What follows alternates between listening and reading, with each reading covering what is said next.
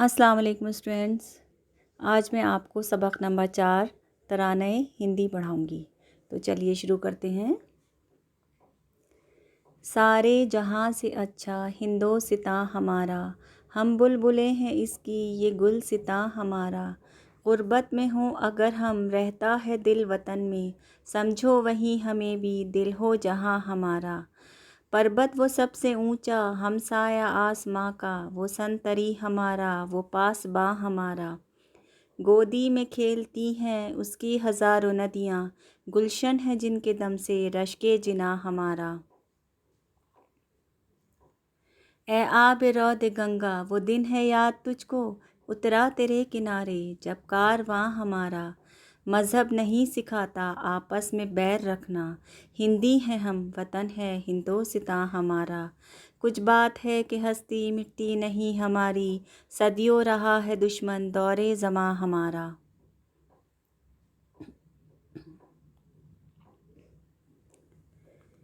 ये नज़्म उर्दू के मशहूर शायर अल्लामा इक़बाल की लिखी हुई है और इन अशार से साफ ज़ाहिर होता है कि वो हिंदुस्तान और यहाँ के बसने वाले हर शख्स, ख्वाह वो किसी भी मज़हब से ताल्लुक़ रखता हो, बहुत मोहब्बत करते थे। पहले शेर में हिंदुस्तान से मोहब्बत का इजहार करते हुए अल्लामा इक़बाल फरमाते हैं कि हमें फ़ख्र है कि हमारा हिंदुस्तान सारी दुनिया से बेहतरीन है और हम यहाँ के बसने वाले हैं। और अगर हिंदुस्तान को एक बाग़ कहा जाए तो ये गलत नहीं होगा कि हम इसके बुलबुले और चहचहाते परिंदे हैं। दूसरे मिसरे में अल्लामा इक़बाल ने उन लोगों का तज़किरा किया है जो रोज़ी रोटी कमाने की गर्ज़ से दूसरे ममालिक में मुक़ीम हैं, लेकिन उसके बावजूद भी उनका दिल हमेशा हिंदुस्तान में ही रहता है और वो चाहे कहीं भी हो अपने दिल में हिंदुस्तान को पाते हैं।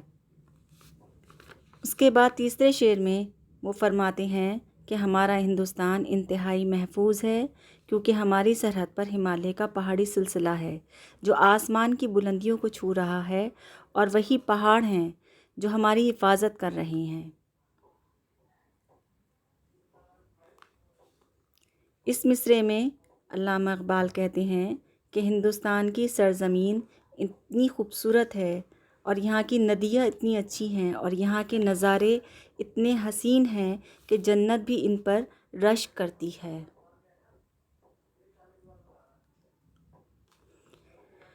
इस मिसरे में अल्लामा इक़बाल गंगा के पानी से मुखातिब होकर कहते हैं कि तुझे वो वक्त याद है जब हम हिंदुस्तानियों का काफ़िला तेरे किनारे पहुंचा और यहीं का मकी हो गया।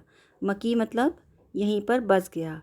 और फिर फरमाते हैं कि कोई भी मज़हब आपस में लड़ना झगड़ना नहीं सिखाता, हम सब हिंदी हैं और हिंदुस्तान के रहने वाले हैं। सबसे आखिरी बिसरे में वो ये कहते हैं कि हमारे अंदर कोई तो बात है, कोई तो खूबी है कि सदियों ज़माना हमारा दुश्मन रहा है, उसके बावजूद भी वो हमारी हस्ती को मिटा नहीं पाए।